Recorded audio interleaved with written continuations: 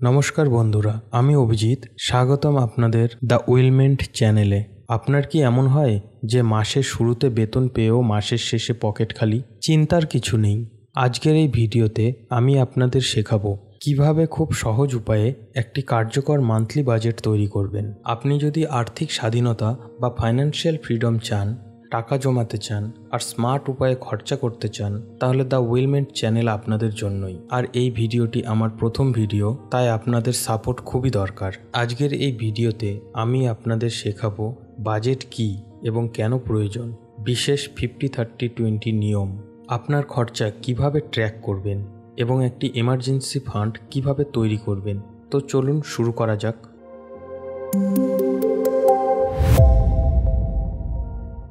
প্রথমেই জেনে নিই বাজেট আসলে কি। বাজেট হলো আপনার আয় এবং খরচার একটি পরিকল্পনা।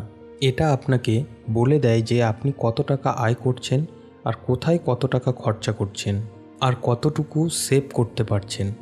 অনেকেই ভাবে বাজেট মানে কম খরচা করা, কিন্তু আসলে বাজেট মানে হলো স্মার্ট ওয়েতে খরচা করা। বাজেট কেন প্রয়োজন? প্রথমত, এটি আপনাকে আর্থিক নিয়ন্ত্রণ দেয়। আপনি জানতে পারবেন আপনার টাকা কোথায় যাচ্ছে।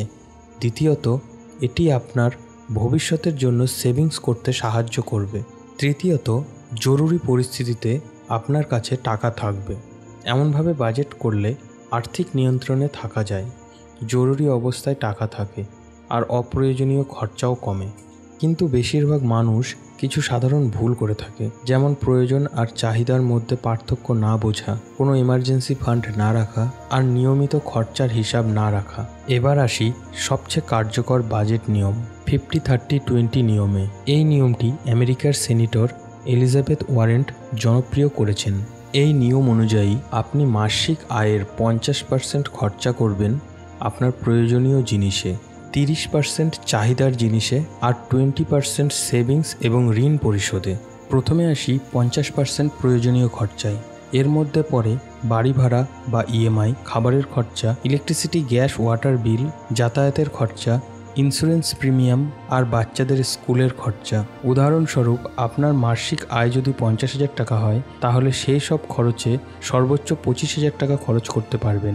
এরপর আসি 30% চাহিদার খরচে। এটা হলো সেই সব জিনিস যা আপনার জীবনকে আনন্দদায়ক করে তোলে কিন্তু একেবারেই জরুরি নয়, যেমন রেস্টুরেন্টে খাওয়া, সিনেমা দেখা, নতুন জামাকাপড় কেনা, নেটফ্লিক্স বা হটস্টারের সাবস্ক্রিপশন। 50,000 টাকা আয়ের জন্য এটা হবে 15,000 টাকা। আর সব শেষে 20% সেভিংস। এই টাকা দিয়ে আপনি এমার্জেন্সি ফান্ড তৈরি করতে পারেন, ভবিষ্যতের জন্য ইনভেস্টমেন্ট করতে পারেন, আর যদি কোনো ঋণ থেকে থাকে সেটি দ্রুত শোধ করবেন। আমাদের উদাহরণে এটি হবে 10,000 টাকা। এবার দেখি কিভাবে এই নিয়ম আপনি আপনার জীবনে প্রয়োগ করবেন। ফার্স্ট, আপনি আপনার প্রকৃত আয় বের করুন। এর মানে হলো ট্যাক্স কাটানোর পরে যে টাকা আপনি হাতে পান সেটি। যদি আপনার গ্রস স্যালারি হয় 60,000 টাকা কিন্তু ট্যাক্স কাটানোর পরে পান 50,000 টাকা, তাহলে 50,000 টাকার ভিত্তিতেই এই বাজেট তৈরি করুন। সেকেন্ড, আপনার খরচের হিসাব রাখুন। এর জন্য 3টি উপায় আছে। 1, মোবাইল অ্যাপ ব্যবহার করুন, যেমন মানি ম্যানেজার, ইটি মানি। 2, একটি সিম্পল এক্সেল শিট বা গুগল শিট ব্যবহার করুন। 3, পুরনো পদ্ধতি একটি ডায়েরিতে লিখে রাখুন। যে কোনো একটি পদ্ধতি বেছে নিন আর কমপক্ষে 2 মাস নিয়মিত ব্যবহার করুন। থার্ড, আপনার খরচাগুলোকে ভাগ করুন। ফিক্সড এক্সপেন্স, যেমন বাড়ি ভাড়া, ইএমআই, ইন্স্যুরেন্স। পরিবর্তনশীল খরচা, যেমন খাবার, যাতায়াত, বিনোদন। আর প্রতিটি খরচের ক্ষেত্রে নিজেকে প্রশ্ন করুন, এটা আমার প্রয়োজন নাকি চাহিদা? প্রয়োজন বলতে বোঝায় যে জিনিস ছাড়া আমাদের বেসিক লাইফ ঠিক মতো চলবে না, যেমন খাবার, বাড়ি ভাড়া, মেডিসিন, বেসিক জামা কাপড়, ইন্টারনেট। আর চাহিদা বলতে বোঝায় যে জিনিস ছাড়া বেঁচে থাকা সম্ভব কিন্তু এগুলো আমাদের আরাম, আনন্দ বা লাইফস্টাইল বাড়ায়, যেমন নতুন ব্র্যান্ডের জুতো, দামি মোবাইল আপগ্রেড, রেস্টুরেন্টের ফ্যান্সি খাবার, প্রিমিয়াম সাবস্ক্রিপশন। ফোর্থ, একটা ছোট্ট অভ্যাস তৈরি করুন। প্রত্যেক মাসের শেষে 10 মিনিট বসে নিজের খরচ আয়ের রিভিউ করুন। কোথায় বেশি খরচা হয়েছে, কোথায় কম। এর পরের মাসের জন্য বাজেট অ্যাডজাস্ট করুন। দেখবেন এই ছোট্ট কাজটি আপনার ফিউচারকে বদলে দিতে পারে। এবার আসি এমার্জেন্সি ফান্ডের কথায়। এই টাকা আপনি রেগুলার খরচের জন্য ব্যবহার করবেন না, শুধু এক্সট্রিম পরিস্থিতির জন্যই রাখবেন। ধরো হঠাৎ করে চাকরি চলে গেল, বা মেডিকেল এমার্জেন্সি চলে এলো, বা হঠাৎ করে বাড়ির কোনো মেজর রিপেয়ারের প্রয়োজন হলো, তখন কাকে ভরসা করবেন? সেই মুহূর্তে আপনার সবচেয়ে বড় সাপোর্ট হবে আপনার এমার্জেন্সি ফান্ড। এই সময় এমার্জেন্সি ফান্ড আপনাকে বাঁচাবে। সাধারণ নিয়ম হচ্ছে একজন চাকরিজীবীকে অন্তত 6 মাসের খরচের সমান টাকা আলাদা করে এমার্জেন্সি ফান্ডে রাখা উচিত। ভাবুন তো, 6 মাসের সেফটির নিশ্চয়তা থাকলে আপনার মানসিক চাপ কতটা কমে যাবে। কিন্তু মনে রাখবেন, এই ফান্ড একদিনে তৈরি হবে না।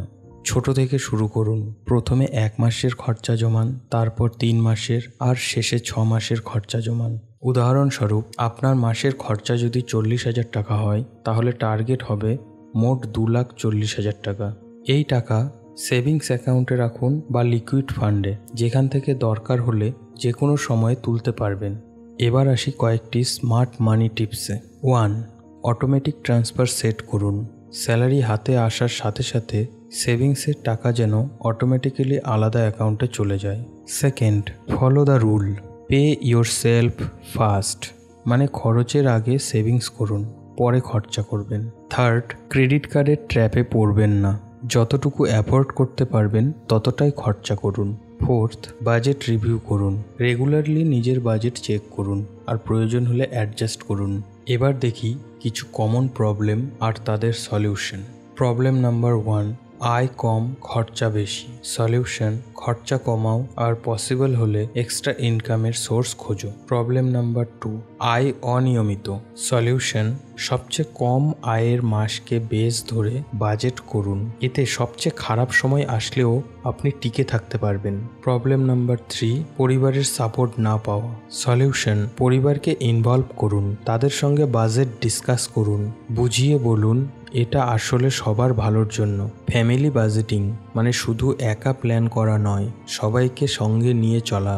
স্বামী স্ত্রী দুজনেই বাজেটে অংশ নিন, বাচ্চাদের ছোট থেকেই টাকার ভ্যালু শেখান, আর মাসের শুরুতেই একটা ছোট্ট ফ্যামিলি মিটিং করুন, যেখানে বসে মাসের খরচার প্ল্যান নিয়ে আলোচনা করবেন। এইভাবে করলে বাজেট শুধু কাগজ কলমে নয়, পুরো ফ্যামিলি মিলেই ফলো করবে, আর তখনই আসবে আসল পরিবর্তন। মনে রাখবেন, বাজেটিং একটি অভ্যাস, একদিনে পারফেক্ট হবেন না, ধীরে ধীরে চর্চা করলে অবশ্যই সফল হবেন। আজকের এই ভিডিওটি যদি আপনাদের ভালো লেগে থাকে তাহলে একটা লাইক দিতে ভুলবেন না, আর সাবস্ক্রাইব করে নোটিফিকেশন বেলটি টিপে দিন, যাতে আমাদের পরবর্তী ভিডিও মিস না হয়। কমেন্টে জানান আপনার বাজেটিংয়ের অভিজ্ঞতা কেমন হয়েছে আর কোন বিষয় নিয়ে ভিডিও দেখতে চান। আমি অবশ্যই আপনাদের সাজেশন মনোযোগ দিয়ে দেখব। পরবর্তী ভিডিওতে আমি আপনাদের দেখাবো কিভাবে আপনি সেভিংস থেকে ইনভেস্টমেন্ট শুরু করবেন। সো দ্য ওয়েলমেন্টের সঙ্গে থাকুন। ধন্যবাদ সবাইকে। মনে রাখবেন, সেভ স্মার্ট, ইনভেস্ট স্মার্টার।